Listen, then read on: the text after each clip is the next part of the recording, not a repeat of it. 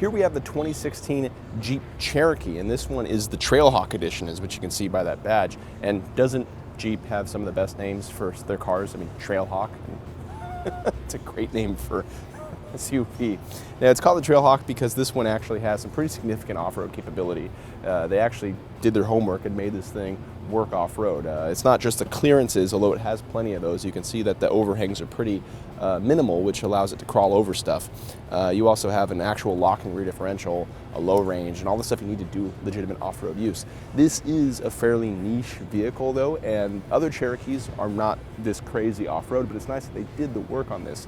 The 2016 models haven't changed significantly over last year's models. And last year's models received a B rating from Edmunds.com. We liked the V6 that you can get. It's a 3.2 liter V6, although the 2.4 liter four cylinder can feel a little sluggish, but otherwise this is a competent SUV. The front end styling, it's going to be subjective. I kind of feel like it's been in like a G-force simulator and everything's kind of been stretched around, but it does make the Cherokee look different than everything else in the SUV competition in this segment. Here we are inside the Jeep Cherokee Trailhawk. Nice gauge cluster with a large digital display here that can show a variety of things from the truck or from the vehicle. 2 analog gauges on the outside, and one of the big changes here is Jeep's Infotainment Display.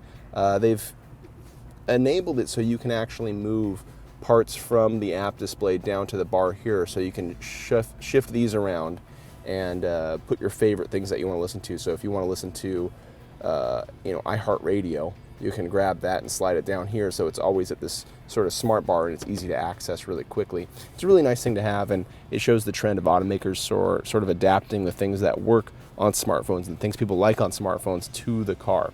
Really nice addition there. There's also Siri Eyes Free, so if you have iOS enabled devices, it allows you to do things through voice command through your iPhone, which is also a nice feature. Now down here you see some of the off-road functionality, off-road options. You also have USB port, SD card, 12-volt plug, and this is your off-road terrain select dial. This is going to change various subsettings of the vehicle to suit where you're driving it. So if you're going to be in the sand or mud, it will loosen up stability control and allow the tires to slip more so you can get some traction as you drive out. Now storage, you also have 2 more ports here, another USB, another 12-volt power here, which is nice, and plenty of storage capacity. And how can you be without the panoramic sunroof, which is always a nice option. Let's take a look at the back seat.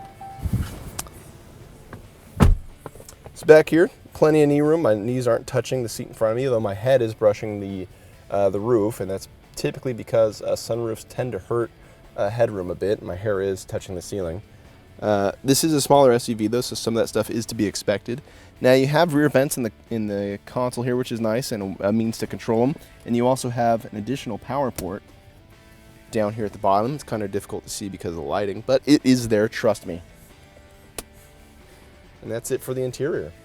To find out more about the Jeep Cherokee and read its B rating, be sure to go to Edmunds.com.